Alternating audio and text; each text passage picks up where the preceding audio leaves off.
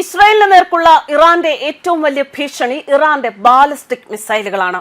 ഇസ്രായേലിന് നേർക്ക് Iran തൊടുത്തുവിടുന്ന missile വർഷത്തിൽ ഏറ്റവും പുതിയ ബാലിസ്റ്റിക് മോഡലായ ഖാസിം ബാസർ ഉണ്ട് എന്ന് പ്രതിരോധ വിദഗ്ധർ പറയുന്നു.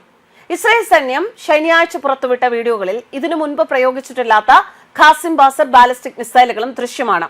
ഇസ്രായേൽ വ്യോമ വിദഗ്ധനായ താൽ ഇൻബാർ ഒരു റിപ്പോർട്ടിൽ പറഞ്ഞതാണിത്. 1000 മൈൽ വരെ പ്രഹരശേഷിയുള്ള ബാലിസ്റ്റിക് മിസൈലാണ് ഇറാൻ വികസിപ്പിച്ച ഖാസിം ബാസർ. ഇസ്രായേലിനും ഒപ്പം അമേരിക്കയ്ക്കും തലവേദന സൃഷ്ടിക്കുന്ന ഏറ്റവും പുതിയ ഈ മിസൈൽ സോളിഡ് ഫ്യൂവൽഡ് ബാലിസ്റ്റിക് മിസൈലാണ്. കഴിഞ്ഞ മാസമാണത്രേ ഈ മിസൈൽ ഇറാൻ പ്രതിരോധ മന്ത്രാലയം അവതരിപ്പിച്ചിരിക്കുന്നത്.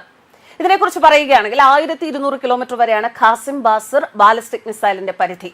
യുഎസിന്റെ താഡും പാട്രിയറ്റും പോലുള്ള നവീന മിസൈൽ പ്രതിരോധ സംവിധാനങ്ങളെ എതിർത്ത് നിൽക്കാനുള്ള ശേഷി ഈ മിസൈലുകൾക്കുള്ളതായിട്ടാണ് ഇറാൻ അവകാശപ്പെടുന്നത്.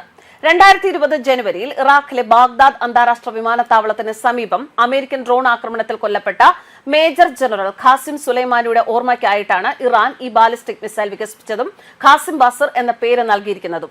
ഇറാന്റെ റവല്യൂഷണറി ഗാർഡ് രഹസ്യ വിഭാഗത്തിന്റെ തലവനായിരുന്നു ഖാസിം സുലൈമാനി. അവിടുത്തെ ഏറ്റവും കരുത്തനായ സൈനിക നേതൃത്വമായാണ് അയാൾ അറിയപ്പെട്ടിരുന്നത്.